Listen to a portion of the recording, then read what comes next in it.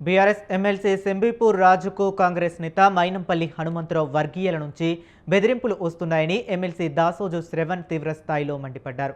MLC Shambipur రాజుకు బెదిరింపు phone calls వస్తున్న నేపథ్యంలో మండలంలో ప్రతిపక్ష నేత ఎమ్మెల్సీ మధుసూదనాచారి నేతృత్వంలో సైబరాబాద్ పోలీస్ కమిషనర్కు బీఆర్ఎస్ నేతలు ఫిర్యాదు చేశారు. గతంలో ప్రశాంతంగా ఉన్న హైదరాబాద్ నగరంలో ప్రస్తుతం గూండాల రౌడీల రాజ్యం నడుస్తుందన్నారు దాసోజు శ్రవణ్.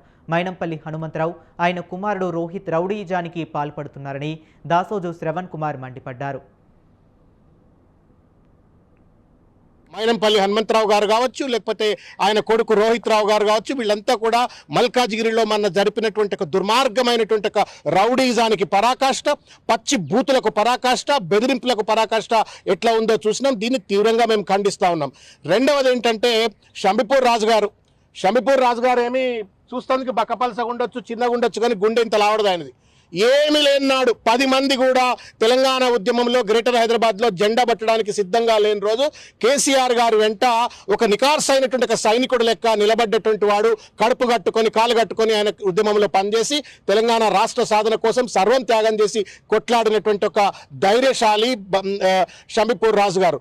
అటువంటి రాజుగారి పైన దమ్ముంటే చర్చకు రా, ఓపెన్గా కూర్చో, మాట్లాడు, నీ తప్పేంది, నా తప్పేంది, నీ మంచితనం ఏంది, నా మంచితనం ఏంది చెప్పని డెమోక్రసీలో ఒక డైలాగ్ ఉంటుంది, డిస్కషన్ ఉంటుంది, డిబేట్ ఉంటుంది.